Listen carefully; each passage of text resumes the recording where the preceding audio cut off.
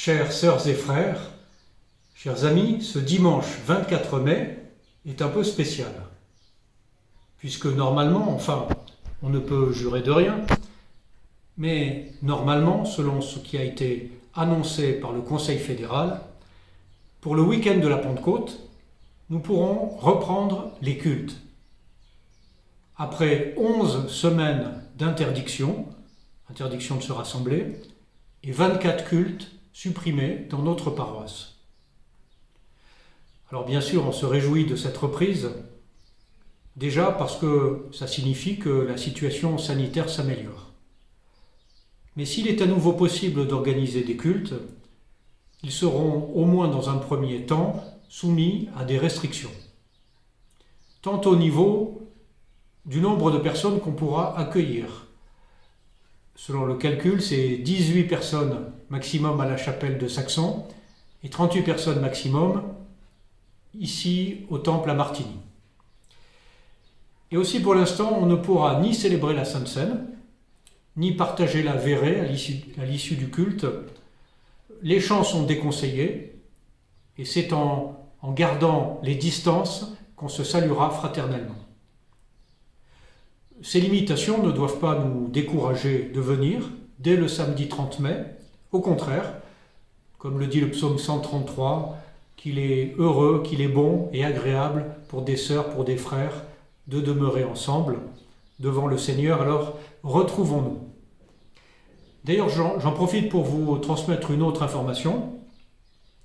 À Saxon, donc, les cultes vont reprendre normalement tous les samedis soirs à 18h à la chapelle, comme d'habitude. Mais à Martigny, au moins jusqu'à la fin du mois de juin, chaque dimanche, nous, les ministres, nous allons vous proposer 2 cultes pour accueillir tout le monde. Donc le premier culte aura lieu au temple à Martigny à 9h30 et il sera suivi d'un deuxième culte, le même, qui sera refait à 10h30. Ainsi, on pourrait dire qu'on commence enfin à recevoir des réponses à nos questions et des exaucements à nos prières. Souvent, nos prières et nos questions se confondent, surtout quand, comme aujourd'hui, on n'y voit pas encore très clair. On ne sait toujours pas de quoi demain sera fait et quels problèmes inattendus on devra encore affronter, sans parler des inconnus liés à l'évolution du virus. En 1972, le peintre Jean-Michel Folon avait dessiné un homme, cet homme que vous voyez coincé entre le point et l'interrogation, presque écrasé sous le poids des questions. Et pour regarder ensemble cette image, je vous propose de quitter ce bureau et de venir au temple pour une réflexion biblique, un cantique et un morceau d'orgue.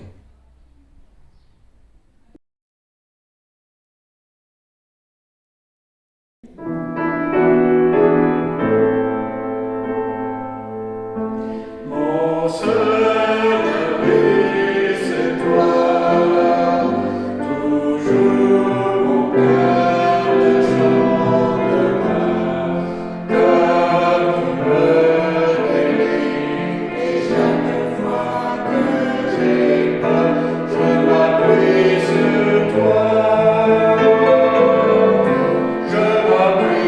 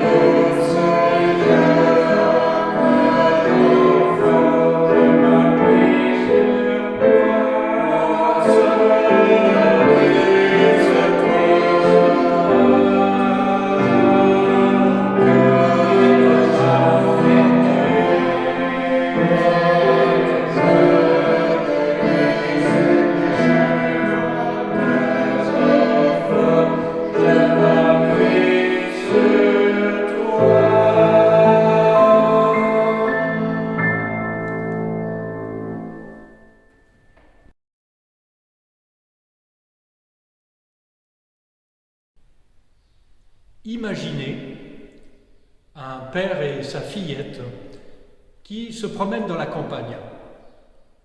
Dans les prés, il y a des vaches, des chevaux, des moutons, et la petite interroge. « Dis, papa, combien de temps ça vit une vache ?»« Je ne sais pas, » répond le père. « Et un cheval ?» demande la fillette. « Je ne sais pas, » répond le père. « Et cet oiseau qui vole là-haut, comment il s'appelle ?»« Je ne sais pas, » répond le père. Suite à un moment de silence embarrassé, puis la petite demande « Papa, est-ce que je peux encore te poser une question ?»« Oui, bien sûr, » répond le père. « Si tu ne poses pas de questions, tu n'apprendras jamais rien. » Ainsi, chères sœurs et frères, comme cet enfant, il y a beaucoup de questions pour lesquelles nous n'obtenons et n'obtiendrons jamais de réponse. Et ça ne doit pas nous empêcher de vivre sereinement. Même si, comme disait Jean Sullivan, ces questions sont pour nous comme un buisson d'épines. Même si elles pèsent sur nous et en nous comme un fardeau et nous prennent en étau comme sur ce dessin de Folon. Confrontés à des injustices flagrantes, à des souffrances incompréhensibles, à des situations humaines révoltantes, inacceptables, nous sommes appelés à vivre malgré tout dans la confiance. Sans confondre les questions fondamentales, celles qui concernent le sens profond de la vie, avec les questions banales qui ont à voir avec des réalités secondaires. Par exemple, ce n'est pas la même chose, évidemment, de se demander comment on va s'habiller le matin, ou si je retrouverai un jour telle personne que j'ai aimée et qui est aujourd'hui décédée. Ainsi, apprenons à relativiser les problèmes qui n'en sont pas, et à laisser ouvertes les questions les plus brûlantes, en essayant, si possible, de les partager avec d'autres quand l'occasion se présente, et surtout de les confier à Dieu. Questions sans réponse, et parfois aussi réponses sans question. Pendant la crise du coronavirus, dont on nous dit bien qu'elle n'est pas terminée, nous nous sommes sûrement posé beaucoup de questions. Et on nous a donné aussi beaucoup de réponses. Les réponses qu'on nous a données, les recommandations, sont devenues des règles à respecter absolument. Sauf que les réponses, les analyses, les préconisations des spécialistes, des chercheurs, ont pu être très différentes d'un comité scientifique à un autre. Avis variables, opinions changeantes et parfois contradictoires, si bien qu'on ne sait pas toujours à quel laboratoire se vouer. Les experts, on le dit, sont ceux qui connaissent toutes les réponses du moment qu'on leur pose les bonnes questions. Est-ce qu'il faut se tenir à 1 mètre de distance, à 1,50 m, à 2 mètres? Dans quelle situation est-ce qu'il est important de mettre des gants ou de porter un masque? Pourquoi dans certains pays les cafés-restaurants sont ouverts et pas dans d'autres? Pourquoi dans tel pays n'ont-ils jamais fermé? Pareil pour les plages, les parcs. Pourquoi le calendrier de reprise des célébrations religieuses est-il aussi à géométrie variable d'un côté ou de l'autre de la frontière? Oui, pourquoi? Mais peut-être qu'il n'y a qu'une seule réponse à toutes ces questions. C'est parce que, confronté à cette situation inédite, on ne savait pas. On ne sait pas toujours. Encore faut-il avoir assez d'humilité ou de courage pour le reconnaître. Alors on peut ouvrir les Écritures, et on sait que Jésus répondait souvent à une question en posant lui-même une autre question. Et ce n'était pas pour se dérober, mais peut-être parce qu'avant d'être une réponse, Dieu est d'abord une interrogation. Et que la Bible, ce n'est pas un jeu de devinettes, avec la bonne réponse qui est donnée à la dernière page. C'est vrai, la parole de Dieu est plutôt remise en question de nous-mêmes, de nos propres logiques, de nos actes et de nos paroles.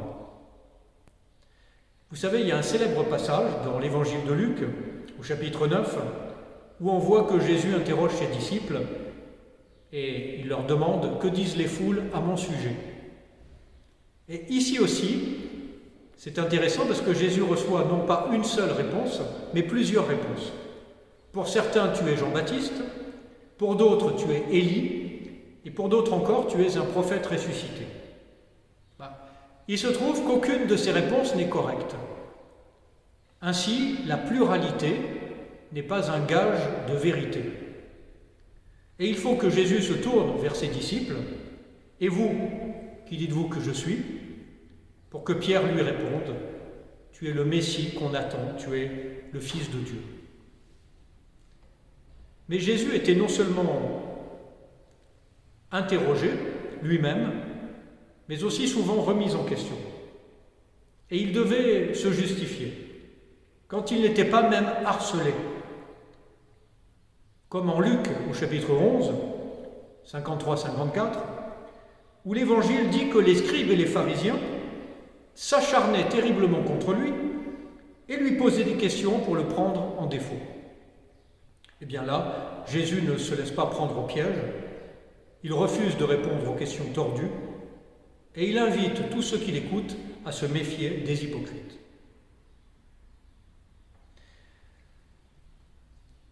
Alors, de ce bref tour d'horizon, que faut-il garder?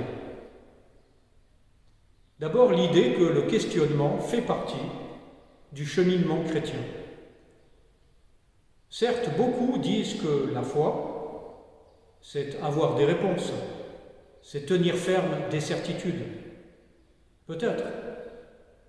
Mais la réflexion, la pensée, la recherche et même nos doutes doivent être accueillis et pris au sérieux parce qu'ils nous aident aussi à avancer. Ensuite, il est important de demeurer attentif et de rester à l'écoute des questions.